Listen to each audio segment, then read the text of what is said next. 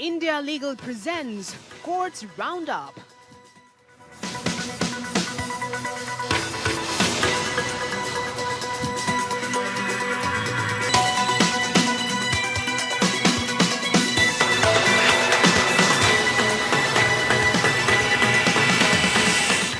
Doctor ortho Ayurvedic oil and capsule, अब दर्द भी घुटने टेकेगा।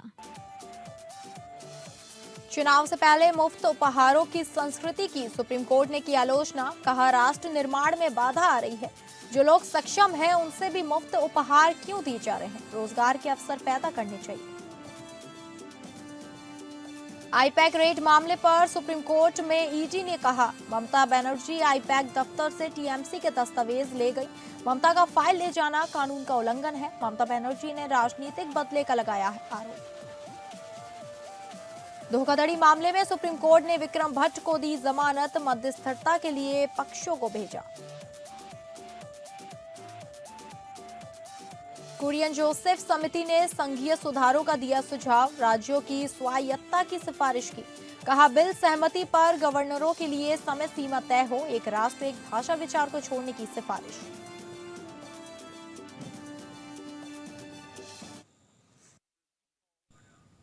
नमस्कार, आप सभी का स्वागत है कोर्ट्स राउंडअप में और मैं हूं आपके साथ अंकिता सिंह। अगले आधे घंटे हम सुप्रीम कोर्ट, हाई कोर्ट और तमाम निचली अदालतों की खबरों को आपके सामने रखेंगे। तो शुरू करते हैं courts roundup. India Legal presents Courts Roundup.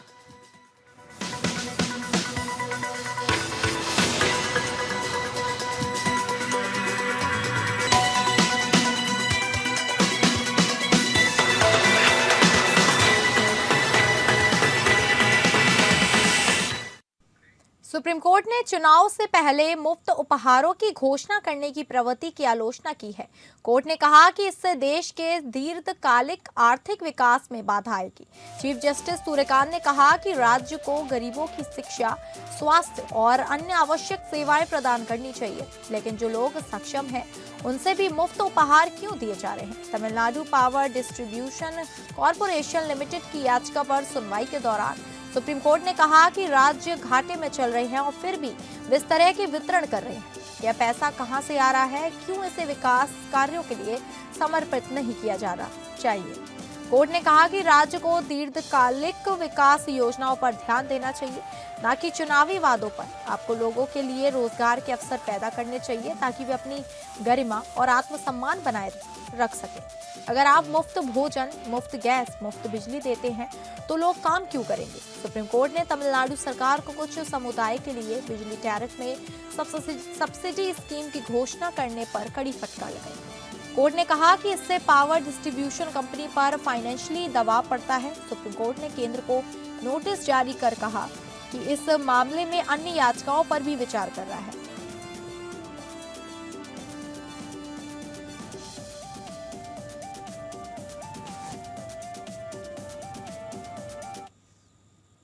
IUPAC दफ्तर में ईडी की छापेमारी के मामले में सुप्रीम कोर्ट में सुनवाई हुई। ईडी ने अपनी याचिका में कहा कि पश्चिम बंगाल की मुख्यमंत्री ममता बनर्जी ने आईपैक दफ्तर में छापेमारी के दौरान जबरन दस्तावेज और डिजिटल डिवाइस ले गई, जो कानून का उल्लंघन है। ईडी का कहना है कि ममता बनर्जी की इस कार्रवाई से जांच में बाधा पहुंची है और ये सार्वजनिक व्यवस्था और कानून के शासन के उल्लंघन के बराबर है।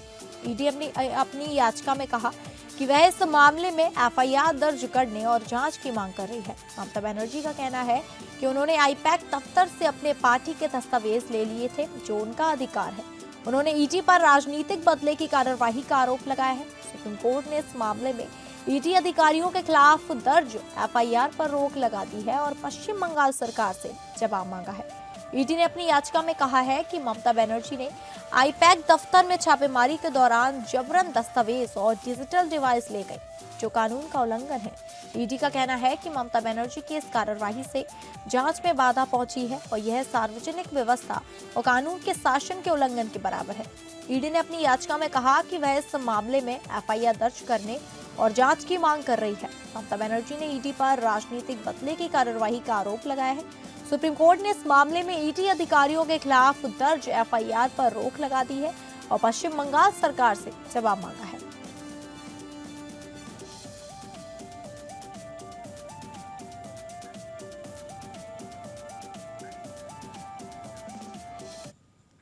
सुप्रीम कोर्ट ने कहा है कि वह जांच करेगा कि वाइल्ड लाइफ प्रोटेक्शन एक्ट के तहत सांप के जहर के मामले में यूट्यूबर एल्विश यादव को फंसाने के लिए काफी मटेरियल है या नहीं।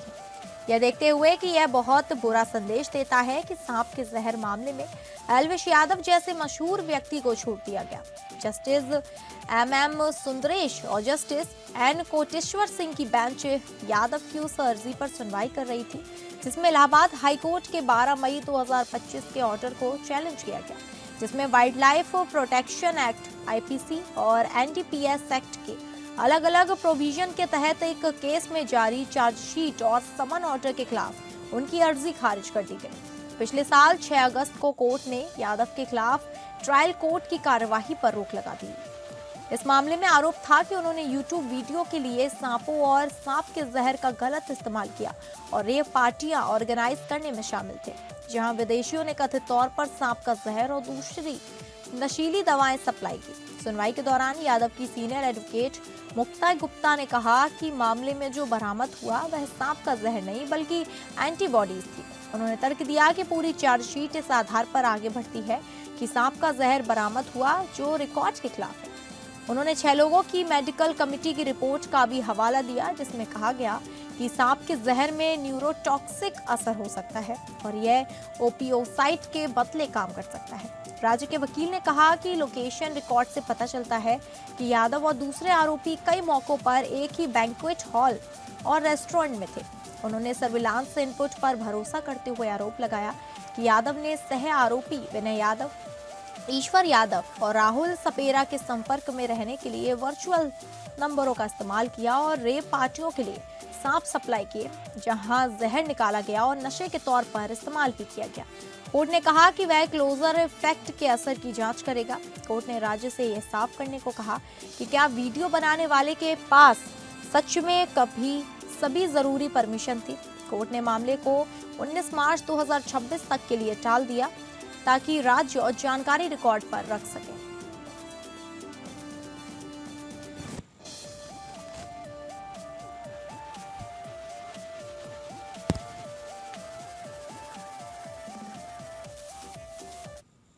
सुप्रीम कोर्ट ने नागरिकता संशोधन अधिनियम या सीएए को चुनौती देने वाली याचिकाओं पर सुनवाई 5 मई 2026 में शुरू होने का फैसला किया।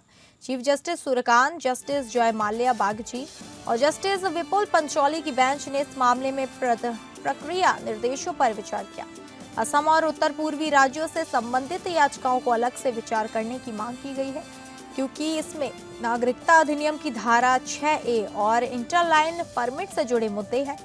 सॉलिसिटर जनरल तुषार मेहता ने बताया कि जनवरी 2020 के आदेश के अनुसार असम और त्रिपुरा से संबंधित मामलों को अलग से वर्गीकृत किया जाना है। चीफ जस्टिस ने कहा कि देश के बाकी हिस्सों से संबंधित मामलों को पहले सुना जाएगा, उसके बाद असम और त्रिपुरा से संबंधित याचिकाओं पर सुनवाई होगी। 5 और 6 मई को याचिकाकर्ताओं की सुनवाई होगी, जबकि 6 मई के दूसरे हिस्से और 7 मई को प्रतिवादियों की सुनवाई होगी।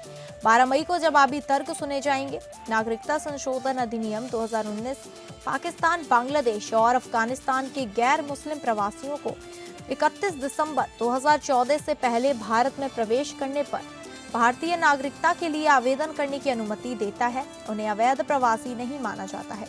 इस अधिनियम को मुसलमानों को प्रवासी श्रेणी से बाहर रखने और अन्य पड़ोसी देशों से शरणार्थियों पर विचार नहीं करने के लिए असंवैधानिक बताया गया है। असम के याचिकाकर्ताओं ने इस अधिनियम को असम समझौते के विरुद्ध बताया है। केरल राज्य ने इस कानून को चुनौती देते हुए एक मूल याचिका दायर की है।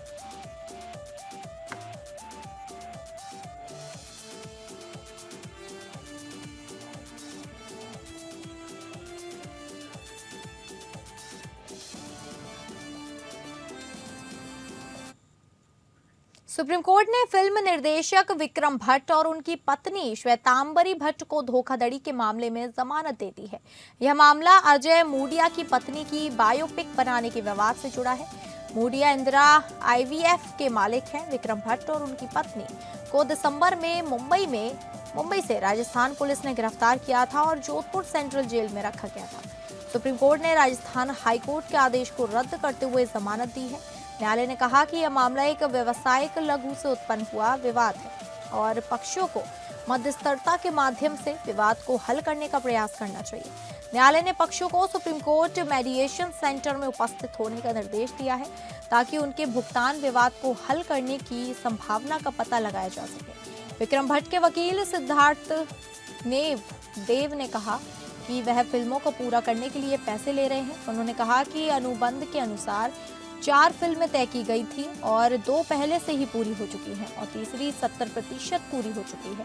अगर वह हिरासत में रहते तो वह इसे पूरा नहीं कर पाएंगे। मीडिया के वकील विकास सिंह ने कहा कि विक्रम भट्ट की कंपनी मुश्किल में है और वह अपनी पिछली प्रतिष्ठा के आधार पर पैसे मांग रहे हैं।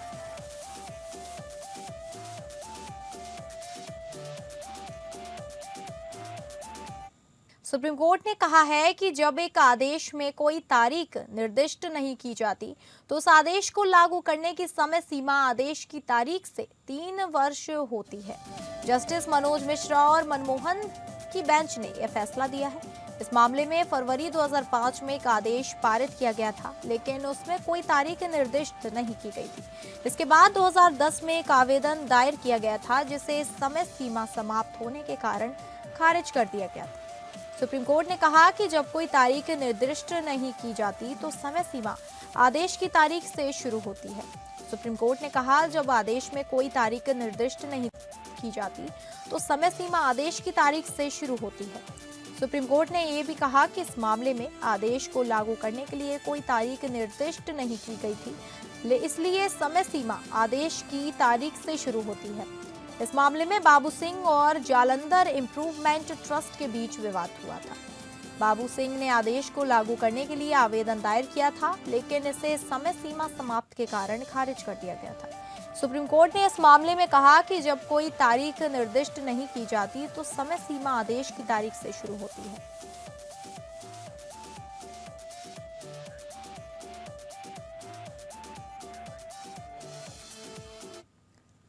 कोलकाता हाईकोर्ट ने महत्वपूर्ण फैसले में कहा है कि माता पिता और वरिष्ठ नागरिक भरण पोषण और कल्याण अधिनियम 2007 के तहत गठित भरण पोषण न्यायाधिकरण को धारा 4 और 5 की कार्यवाही में बच्चों को संपत्ति से बेदखल करने का अधिकार नहीं है। न्यायालय ने स्पष्ट किया कि न्यायाधिकरण की शक्तियां केवल मासिक भरण पोषण तय करने तक सीमित है, उन्हें परिसर खाली कराने तक विस्तारित नहीं किया जा सकता है। जस्टिस कृष्णा राव ने उपमंडल पदाधिकारी द्वारा पारित आदेशों में आंशिक संशोधन करते हुए पुत्र को मकान खाली करने के निर्देश को रद्द कर दिया, जबकि भरण पोषण संबंधी आदेश को बरकरार रखा। अदालत ने यह भी स्पष्ट किया कि भरण पोषण न्यायाधिकरण अर्ध न्यायिक कार्य करता है, इसलिए उनके आदेशों को संविधान के अनुच्छेद 226 के तहत हाईकोर्ट में चुनौती दी जा सकती है। यह मामला पश्चिम मेदिनीपुर स्थित 3 मंजिला आवासीय मकान को लेकर एक वृद्ध मां पुष्पा वर्मा और उनके 2 पुत्रों के बीच विवाद से जुड़ा है। पति के निधन के बाद मां ने आरोप लगाया कि पुत्रों ने उन्हें घर से निकाल दिया और भरण पोषण तक नहीं किया। उन्होंने न्यायाधिकरण के समक्ष प्रतिमाह 30,000 रुपए भरण पोषण और मेडिकल खर्च की प्रतिपूर्ति की मांग की। 6 सितंबर और 6 दिसंबर 2024 के आदेशों में उपमंडल पदाधिकारी ने पुत्रों को मासिक भरण पोषण देने का निर्देश दिया। इसके साथ ही 3 महीने के भीतर मकान खाली करने का आदेश भी पारित किया। पुत्रों में से एक ने बेदखली के निर्देश को हाईकोर्ट में चुनौती दी, जबकि मां ने उस आदेश के क्रियान्वयन की मांग की।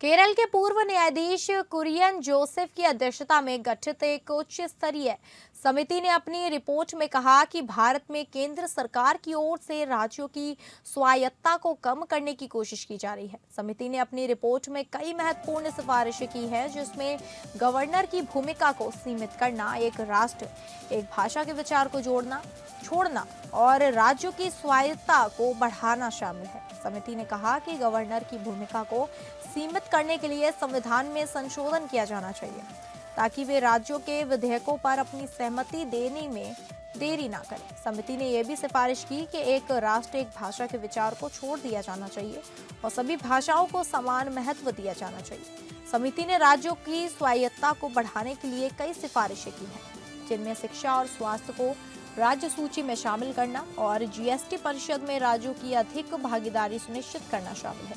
समिति ने यह भी सिफारिश की कि राज्यों के बीच सीटों के आवंटन को 1971 की जनगणना के आधार पर 2126 तक के लिए स्थगित किया जाना चाहिए।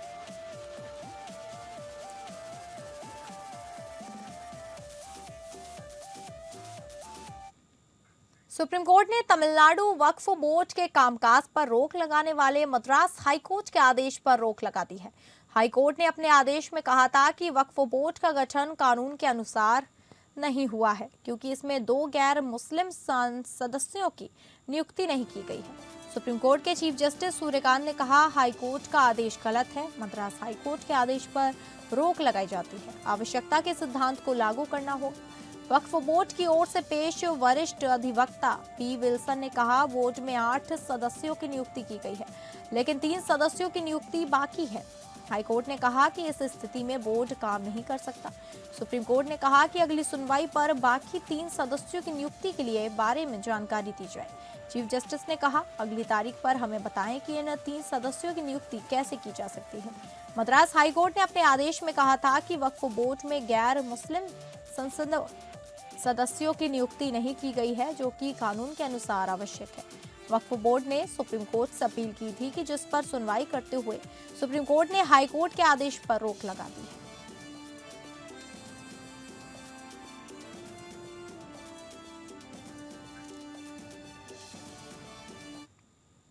केरल हाईकोर्ट में एक याचिका दायर की गई है जिसमें फिल्म द केरल स्टोरी 2 को रद्द करने की मांग की गई है। याचिकाकर्ता का आरोप है कि फिल्म का टीजर और ट्रेलर मलयाली लोगों के बारे में गलत और भ्रामक जानकारी देता है जिससे सांप्रदायिक तनाव बढ़ सकता है। याचिकाकर्ता श्रीदेव नंबूदरी ने कहा कि फिल्म का टीजर और ट्रेलर कई राज्यों की महिलाओं को दिखाता है लेकिन इसे द केरल स्टोरी के नाम से पेश करता है जिससे केरल को आतंकवाद और जबरन धर्मांतरण से जोड़ने की कोशिश की जा रही है। याचिकाकर्ता ने कहा कि इससे केरल के लोगों की प्रतिष्ठा को नुकसान पहुंच सकता है और उनके संवैधानिक अधिकारों का उल्लंघन हो सकता है। याचिकाकर्ता ने केंद्रीय फिल्म प्रमाणन बोर्ड की पक्षकार बनाया है और कहा है कि बोर्ड ने फिल्म की जांच ठीक से नहीं की और इसे प्रमाण पत्र देने में जल्दबाजी की। याचिकाकर्ता ने फिल्म के रिलीज पर रोक लगाने और इसके प्रमाण पत्र को रद्द करने की मांग की।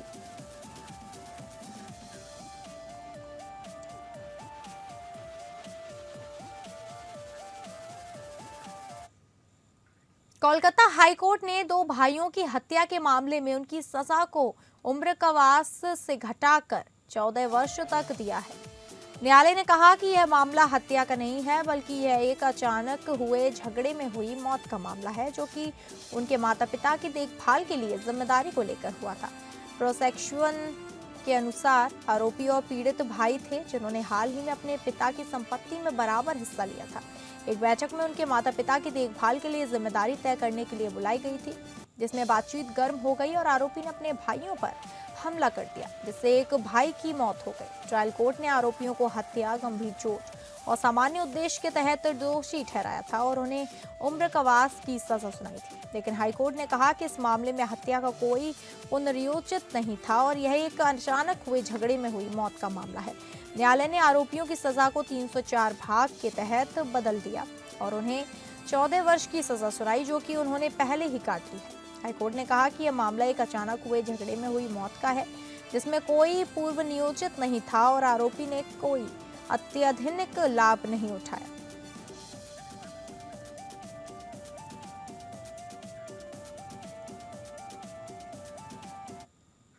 अब आइए इंडिया लीगल वेब रिपोर्टर से समझें कि किसी व्यक्ति को आत्महत्या के लिए उकसाना या प्रेरित करने वालों पर कानून क्या कहता है।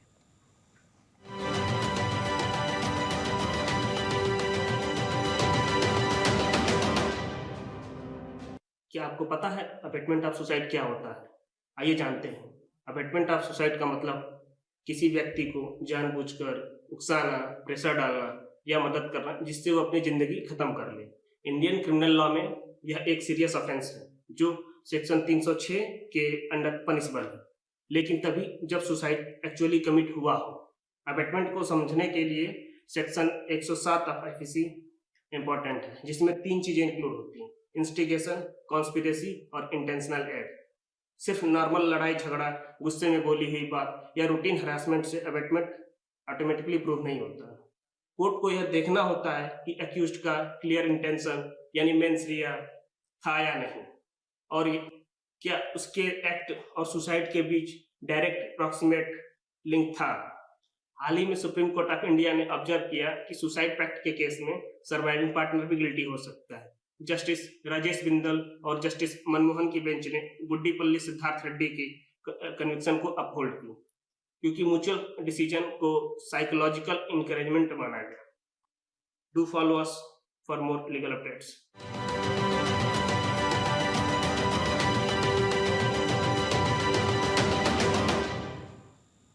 तो फिलहाल कोर्ट्स राउंडअप में बस इतना ही। नमस्कार। India Legal presents Courts Roundup.